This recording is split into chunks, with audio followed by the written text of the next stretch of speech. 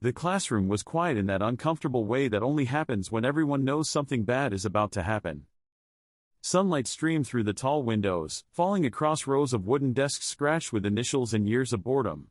24 students sat frozen in their seats, eyes shifting between the blackboard and the girl standing beside it. Her name was Lena Carter. She was small for her age, her braids pulled back neatly, her hands clasped so tightly in front of her that her knuckles had gone pale. A worksheet trembled slightly between her fingers.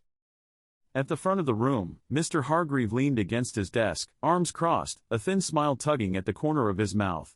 He had been teaching for over 20 years, and he carried himself like someone who believed that experience alone made him unquestionable. "Go on," he said, tapping his pen against the desk. "Read your answer." Lena swallowed. I think the variable should be isolated first," she said softly. "If you move the constant to the other side, then—" Mr. Hargreave laughed. Not a loud laugh. A short, dismissive one. "No," he said, cutting her off. "That's not how this works." A few students snickered. Others stared down at their desks, suddenly fascinated by their notebooks. Lena's face burned. "I was just trying," she began. "Trying isn't enough," Mr. Hargreave interrupted. He turned to the class. "This is what happens when people guess instead of learn." He took the worksheet from her hands and held it up. "Class," he said, "this is a perfect example of what not to do." Lena felt her chest tighten. Her ears rang. She could feel every eye in the room on her, some amused, some uncomfortable, some bored. "I asked for volunteers who understood the material," Mr. Hargreave continued. "Not someone who just wanted attention. That did it." Lena blinked hard, refusing to let the tears fall. She had promised herself she wouldn't cry. Not here. Not again. She stared at the equation on the board. The numbers were clear. Clean. Logical. They made sense in a way people often didn't. Slowly, she raised her head. "Can I ask a question?" she said. Mr. Hargreave sighed exaggeratedly. "Make it quick." Lena turned toward the board. "If the method you're using is correct," she asked carefully, her voice steady now, "why does it violate the distributive property in the second step?" The room went completely silent. Mr. Hargreave stopped smiling. He turned back to the board. And for the first time since class had begun, he didn't answer right away. Mr. Hargreave stared at the board longer than necessary, marker hovering in his hand as if it had suddenly become heavier. The classroom waited with him. Even the usual noises, the shuffle of papers, the squeak of a chair, had stopped. Lena could hear her own breathing now, slow and controlled, the way she did it at home when she didn't want to panic. "That's not what's happening," Mr. Hargreave said at last, though his voice lacked its earlier confidence. He cleared his throat and drew a quick line under the equation. "You're misunderstanding the step." Lena didn't move. She didn't sit down. She didn't argue. She simply looked at the board. "But you distributed the negative across both terms," she said, still calm, still respectful. "And then you added the constant without changing the sign. If the sign doesn't change, the equality doesn't hold." A few students leaned forward in their seats. Someone in the back whispered, "Wait. Is she right?" Mr. Hargreave turned sharply. "Quiet." He rewrote the line, faster this time, the marker squeaking as he pressed harder than before. "This is basic algebra," he said. "We're not going to derail the lesson because someone wants to play clever." Lena's fingers unclenched. Her hands rested at her sides now. "I'm not trying to derail anything," she said. "I just don't understand how the solution works if the rule changes halfway through." That word, rule, hung in the air. Mr. Hargreave stepped back from the board and faced her fully. His jaw tightened. "Are you questioning my teaching?" Lena hesitated. Every instinct told her this was the moment to stop. To apologize. To sit down and disappear. She had done that before, and it had never helped. "I'm questioning the step," she said quietly. "Not you." For a moment, it looked like he might snap. His face reddened, and his grip tightened around the marker. Then he turned back to the board again, this time slower, more deliberate. He erased a line. Rewrote it. Paused. The silence stretched. In the third row, a boy named Aaron frowned and began working the problem on his own paper. 2 desks over, someone else did the same. The room was no longer watching Lena alone, they were watching the math. Mr. Hargreave erased another line. His shoulders dropped slightly. Well, he said, forcing a thin smile, there are multiple ways to approach a problem. Lena nodded. Yes, she said. That's why I was confused. Because when I tried it the other way, I got a different answer. She stepped closer to the board, stopping a respectful distance away. May I show you? A dangerous request. Everyone knew it. Mr. Hargreave hesitated, eyes flicking to the students, then back to Lena. Refusing now would be obvious. Agreeing would mean risking something else. Fine, he said shortly. Go on. Lena took the marker. Her hand was steady. She rewrote the equation, one step at a time, speaking as she did, not loudly, not like a performance, but clearly. She explained why the sign changed. Why the constant moved. Why the balance mattered.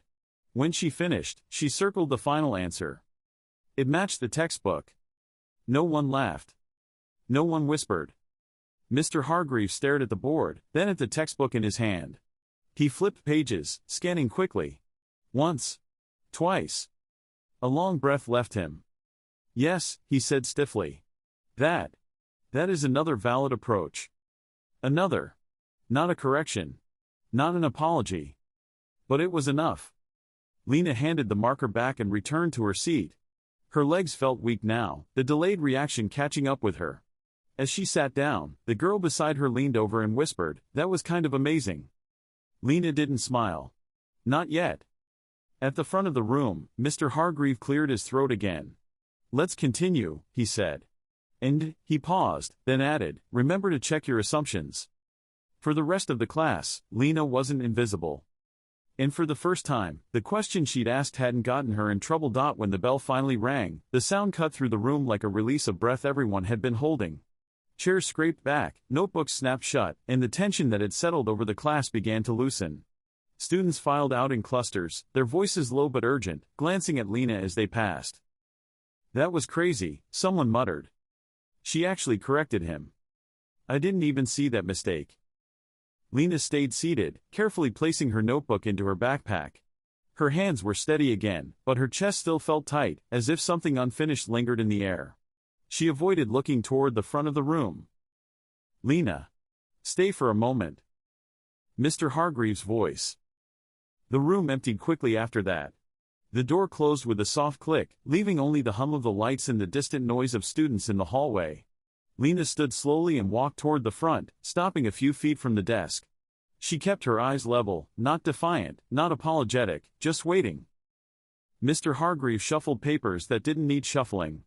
He adjusted his glasses. For the first time, he looked unsure. "You embarrassed me," he said. Lena swallowed. "That wasn't my intention."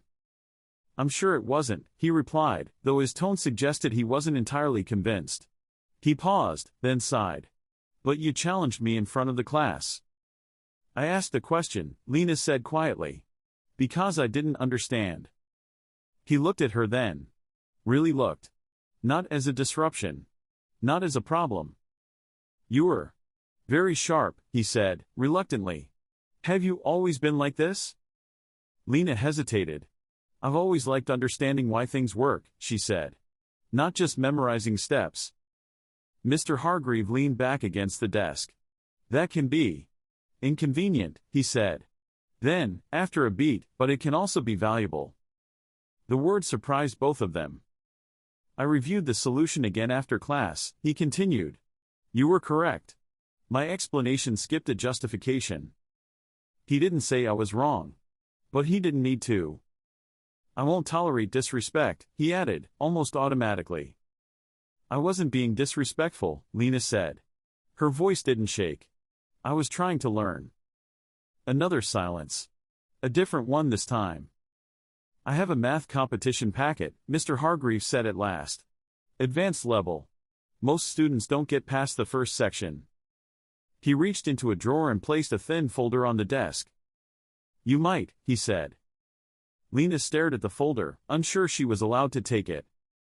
"Go on," he said. "Take it." She did.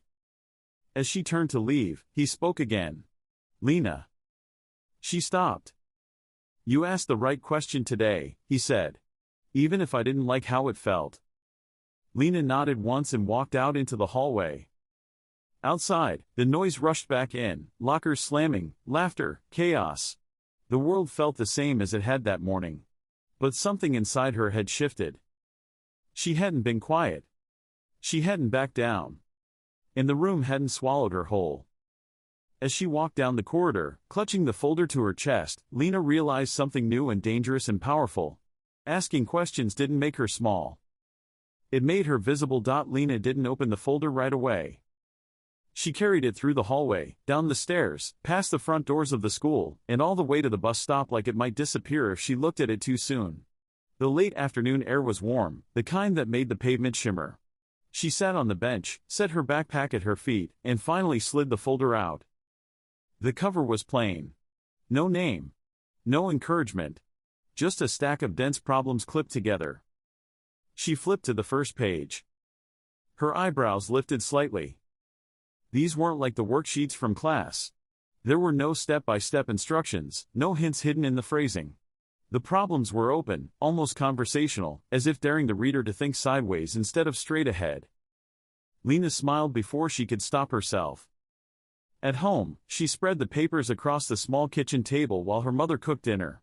The familiar sounds, oil sizzling, a radio playing softly, wrapped around her as she worked. She didn't notice how much time passed until her mother spoke. "Sweetheart," she said gently, "have you been sitting there this whole time?" Lena looked up, surprised.